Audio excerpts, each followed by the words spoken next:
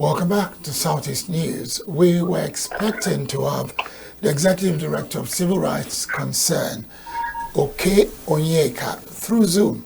Unfortunately, the network is not good enough. But however, I have him via telephone. Okey Onyeka, you're welcome to Southeast News. Good afternoon. Hello? Hello, thank you very much. Okay, yes, I can get you clearly.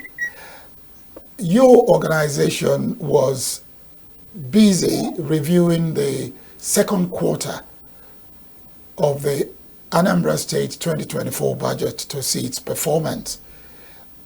How did you come up with the idea? Well, you see, we have been working in the budget area for some time, and they're following government financial reports, and we've been doing reviews of the budget. But this time around, we decided to really go about looking at the financial reports as important to see how the government is really performing in terms of prioritized spending and prioritize the budget programs and prioritize spending. And to see how the that should be made, it has to implement these programs because our government has several layers that it doesn't want to borrow money. So what we see is going about it. And so we decided to really try to build a trend of the performance of government budget in the financial reports for the quarter, so that it will help us to support our discussions with the government in the key sector programs that we are interested in, such as health, education, food production, and some others.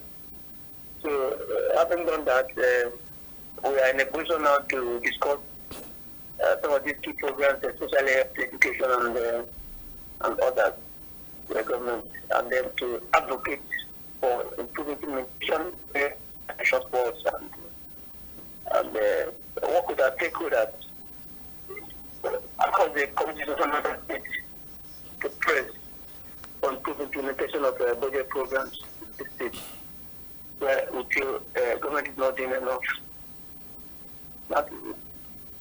Okay.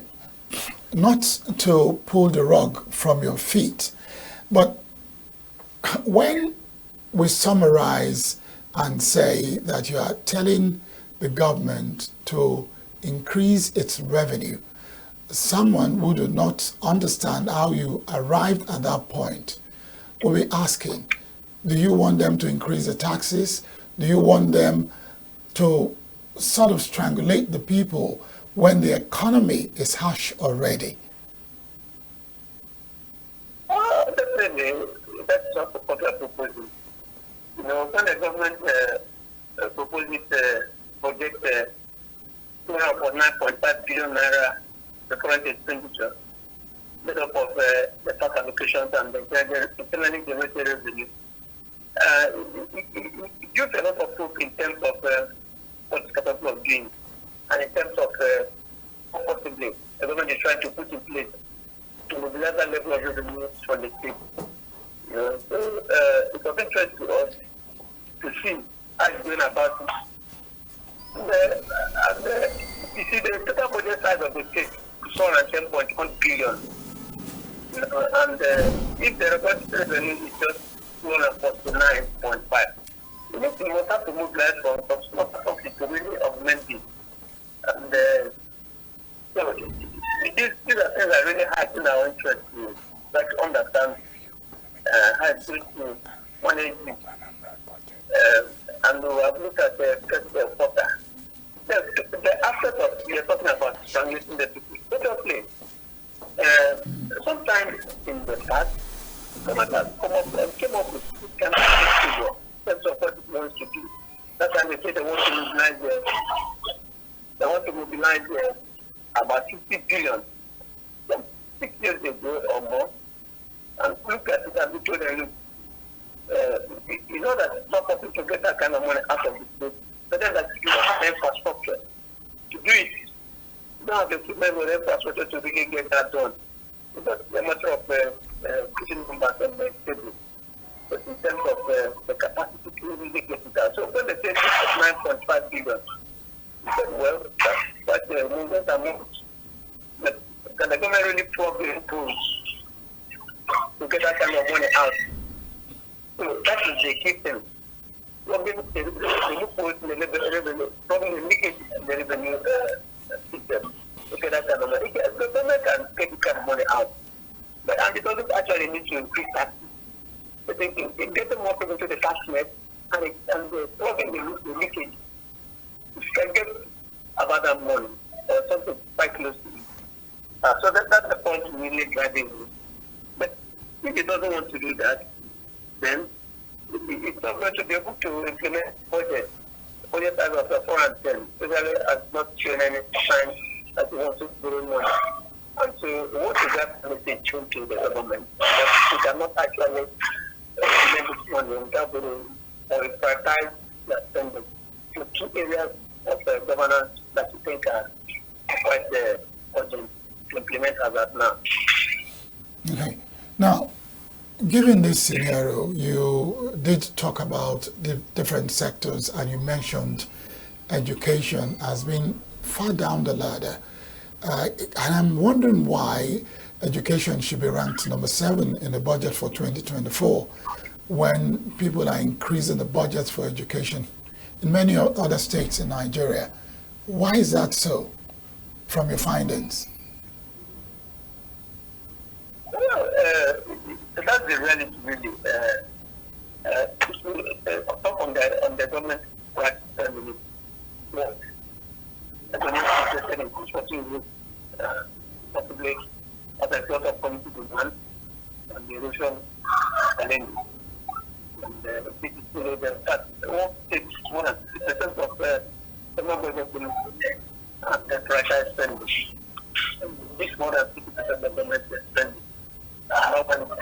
We can say our government is interested in physical infrastructure and building state number 2 priority spend. Followed by number 3.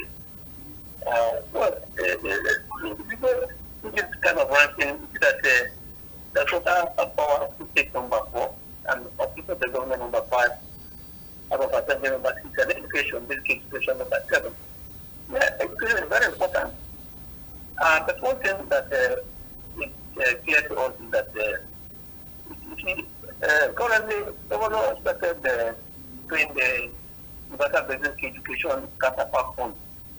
So that kind of money is also coming to education. And it does put us to that some of these payments and the leverage from some of these other sources are not directly government other current or some of them may not be coming to the government report. And some of the demands we are really making on the government. That all these funds that are coming to some sectors, basic sectors like education and health, are not captured into the state revenue or captured into the financial revenue. They have to come in. So that we know actually how much actually goes into implementation of programs in those areas. So if the government is looking at this kind of funds that go into education, like the first fund or some other languages that are supporting program development, and because of it, they are not giving it as much money as we feel it ought to do. But they should bring it in so that it shows us in reality in terms of money that we get into the system and make the people actually make the demand from better implementation of these programs. So it talks about recommendation to government that because of Chinese report to the government that all funds that are coming to health that is not directly from the government is public capture in the financial report, so that we know how much actually goes into implementing the government program. So there have been other things too. But this is our position really on that, and I believe that going to be an education like the funds.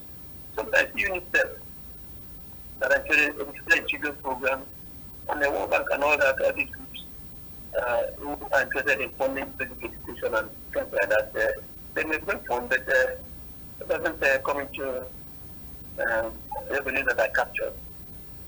So, in totality, we want to see all these funds coming. So, education is very important. Currently, the government is recruiting teachers, just like because these are areas that are really wobbling in terms of getting these sectors to perform. If you don't have teachers, if you don't have doctors and the nurses and the government community essential workers. You cannot really do projects, do health, you cannot do education. And that's why when you get to some of the primary health centers, they are looking more about really. And so most of the infrastructure the government is doing is also in the area of health, in the area of education. But they want to see so that we will build strongly what they are doing. And that's why we're working with our partners across the country to really give information in terms of the area the government has actually deployed its funds. The government has deployed over 3 billion naira these 2 quarters in health and infrastructure. So I want to see. Also in this situation, I think it's just of 401 million. I want to see this thing so that we believe the government all the more. So we're told that we want to see that. And they have partners across the community to bring this information on this. So that when the government took the money spent using dividends will be strong and popular here. But when I was just in the financial report, our network, our working to bring great information in terms of the government, what we can see and see that the system is working. Thank you very much, Okey, Onyeka. Now, from what you have hinted at, there is issue of transparency because some of the items you mentioned are not captured in the budget. And that may also give an idea why education is ranked number 7, because there is no way, if they've paid the counterpart funding for UBEC, that they will not get anything in terms of renovation or building of infrastructure in education. So from your recommendations, I want to believe that the state government will take action to ensure that all the funds are captured the way they should be. Now, you talked about 44.4% growth in IGR. Compared to what happened in 2023, how remarkable is that for the same period in 2023?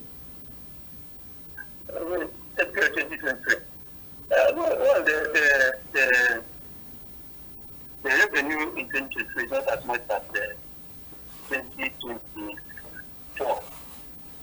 It's not as much as revenue in 2024. The matter is that the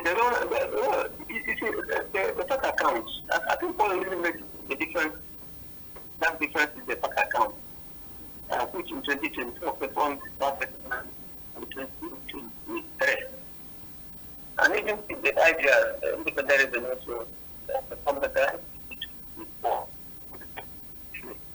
I mean, nominally, in terms of that without counting the inflation, inflationary trend the total internal generated revenue for 2024 for the first half of the year is about 18 billion, 10 billion in the first quarter, and around 10 plus in the second quarter. And so we can see that it's not really very bad for the people. Counting inflation, inflation to constitution may not be as much as what was in the past. So 18 billion naira in the first half of the year, which used to be maybe the total revenue of the state for the whole year. Mm-hmm. 4-5 years ago, almost. So I think they've not done badly in the idea. But then, if you add it to fact, which you want at 4 for the 2 quarters,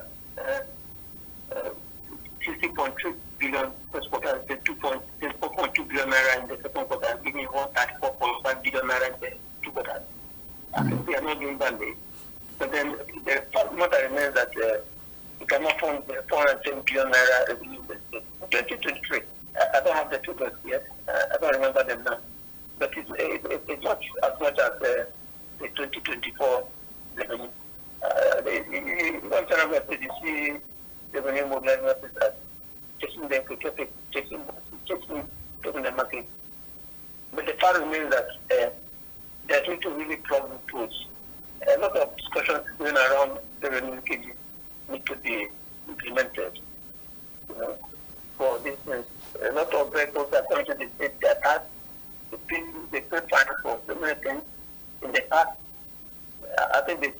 get revenue out of the parts and the motor vehicles and all that. If they can take up to 50% of it, 50% of it, I think it keep doing well. But if they're unable to do that, then it is going to work with the kind of level of revenue at 18.6 for IGR revenue. And then if we are looking of leveraging from the capital market to do this, do the budget of 210 billion naira. But obviously, government needs to reprioritize spending. What the government is doing, tell the MBA, you have to pick 5 projects that you want to do in the year. If you want to limit the budget to the 2-5 projects, possibly you might be able to do up to 60-70% of the budget. But if all the other items in the budget are bloated it to about 400 billion naira, then there's no way of saying that the government to do 50% of what it has budgeted. And that's very good. It's just really a tough mark. And if you want to limit the budget to the 5 key programs, the NBA is trying to, we should have a budget of just around 100,000, even less, and they'll be getting better performance. But if it doesn't want to go, then that's the way to go really. And every NBA, take 5 projects you want to do, let's do it. And then take the others after the budget. Okay. Now, given that right now, while we're still reviewing the second quarter of the 2024 budget in Anambra State, we're in the last quarter already. And from the figures you gave so far, I am still imagining if the third quarter report results will be far better than that of the second quarter. If not, I still wonder, I'm tempted to agree with you that they may not make up to 50% of the entire budget for 2024. So what happens to these projects that have been budgeted for, to some of the items under the education budget that should be earmarked to be taken care of between the third and the fourth quarter of 2024? How would the Anambra State government resolve these matters? Do you have any idea? I think they're already having that feeling because it is the third quarter just ended, and they're doing the report now. When it comes out with that speech, at the end of the second quarter, they start revising the budget. They start revising the original budget down because the expectation in terms of incoming revenue is not really sure that they can do much better. Even if they're able to get figures, let's improve what they got in the first 2 quarters, I think it should still be a cost showing vis-a-vis the projected revenue, the current revenue. I don't see any signs it's going to be far better than what we have seen in the 2 quarters. Even if in the second quarter they're able to get a tax account of more than up to maybe these 2 quarters are giving us 1.1 billion naira, and even if they're able to make it up to 150, the second quarter it was 24.2 billion. You know, as long as we get another 24.2 billion or 80 billion, it seems to not make so much difference. And still a serious shortfall. It may not make so much difference. So I'm not expecting more than 50% performance. I 55. So that fundamental question is there. When states budget and you look at what they project to get from FARC compared to the IGR, the question is, if there's a problem and FARC doesn't come for maybe a whole quarter, how would the states manage to survive? What will happen is what we're seeing now. That's what MBS are not funded.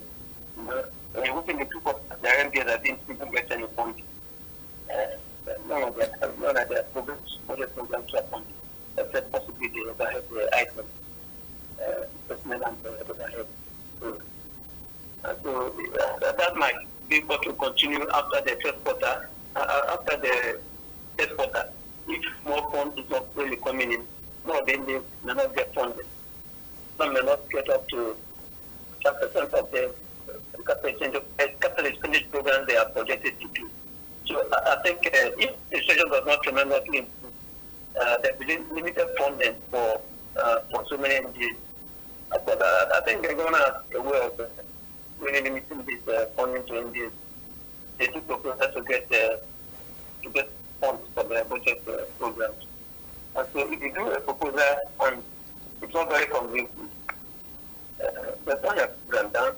So it's a matter of trying to prove the urgency of what you want to do, and then they give it funds. If it does not, the one does not feel convinced of how it's going to contribute to the socio-economic development of the state, as of now, they'll turn it down, and at the end of the year, let's go that you have done any capital expenditure item you have it. And so the final realization of what the government is funding. So if the funding is for key items that you develop the state or join the state to part of the government, then items that are not prioritized may not get funded. Other ways they can get funded, assuming government submit to political pressure and things like that. So in the at the end of the year, may not get the capital expenditure funding. So some of the key sectors that you cannot answer neglect, such as health and education and food production. These are some of the areas that cannot be neglected. I think somehow they are surviving through some of these funds and projects and some of the agencies, which I think have to be reported so that we really know the funding streams that are supporting the management of programs in these areas. If, for example, the area like primary health care agency, they're getting some funds from the basic health development fund. This is another reported. That's some of the agencies that are doing this things there. So if you look at their budget in the first 2 quarters, none of their budget capital expenditure items were funded. So they were still working. If you go to see about the same thing, they are still working. And so if you don't capture these funding streams that are coming into some of these sectors, you won't really know what's happening there. You might just look at their future programs and say that they don't have any funding. Then they took a good picture of the thing. I think all the funding that's coming there will be reflected. But of course, the government that pays the capital funds for this thing, and that's why we say it should be reflected. If you go to something like investor health insurance, they don't have so much. Overhead items, capital expenditure items. The 2024 budget item is just around 20 million, which has not been funded. But they get a lot of funding in terms of overhead, which is I think so that they fund this payment of services that are bought from the primary health care. Like the first quarter, they had about 300 million. So I think payment 7.82, and the second quarter they have 552 million. We go above it for the so you can see this area government is prioritizing investment health insurance. They are funding it. They are funding infrastructure and wealth. They are funding roads and they are funding housing. You know, the housing department is building for so many of the agencies. And so if you look at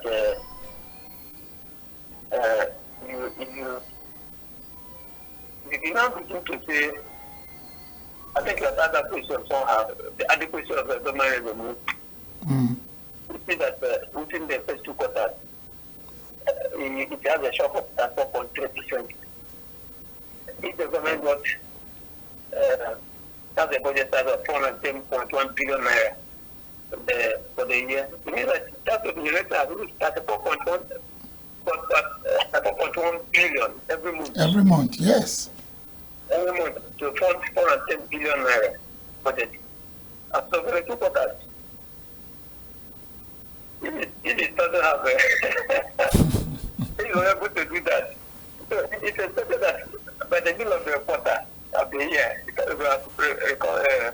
we have recorded 205.066 billion. And so if you take this, there's a shortfall about 70.4 billion naira for the 2 quarters, which amounts to about 4.3%. So if you're able to really fund it, then it has to borrow. If it doesn't want to borrow, they have to close the leakages in revenue collection. So the adequacy of government revenue to the budget programs is not really, it's not really very, what do I call it? The adequacy is quite, because it's the current trajectory we are looking at.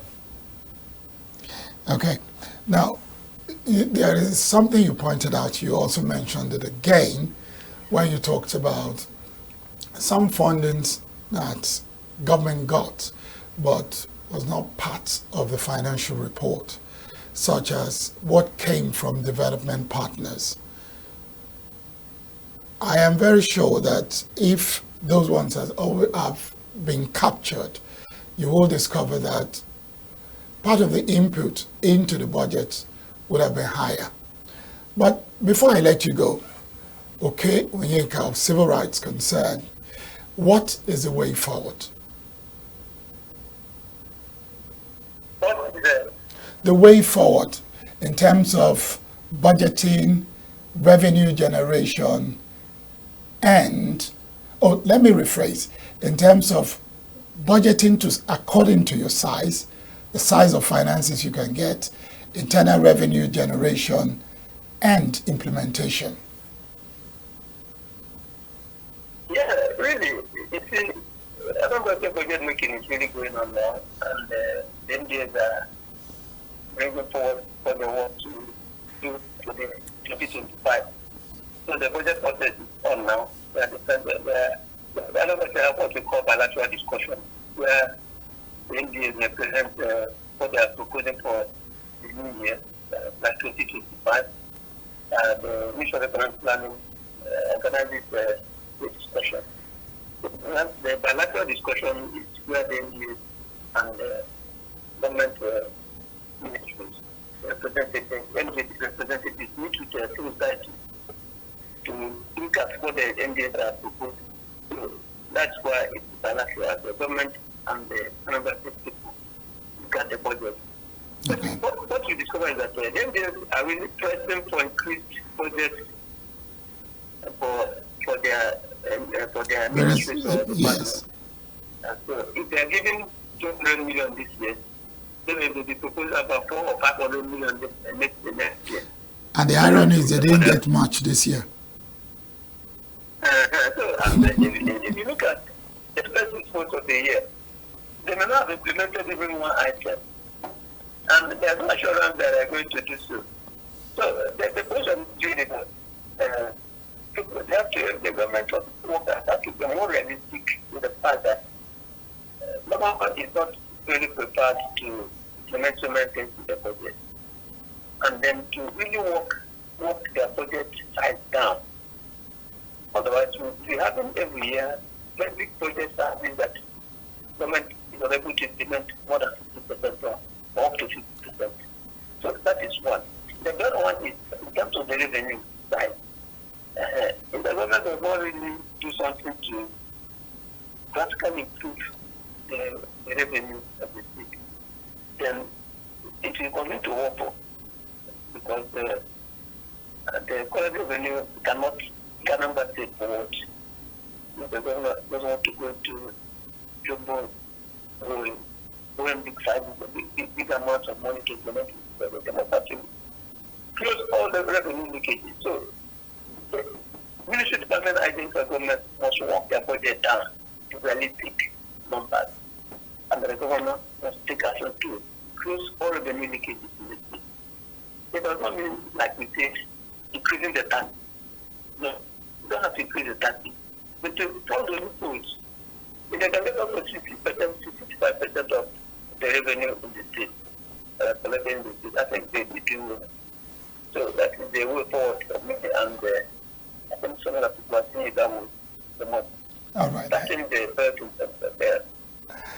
All right. Thank you very much, Mr. Okey Onyeka, is Executive Director of Civil Rights Concern in Anambra State. And they have done a review of the 2024 Anambra State budget for the second quarter. And you just heard the scorecard. Thank you for coming on to Southeast News. My name is Barry Kumado. We'll be here again tomorrow. Thank you. Bye-bye.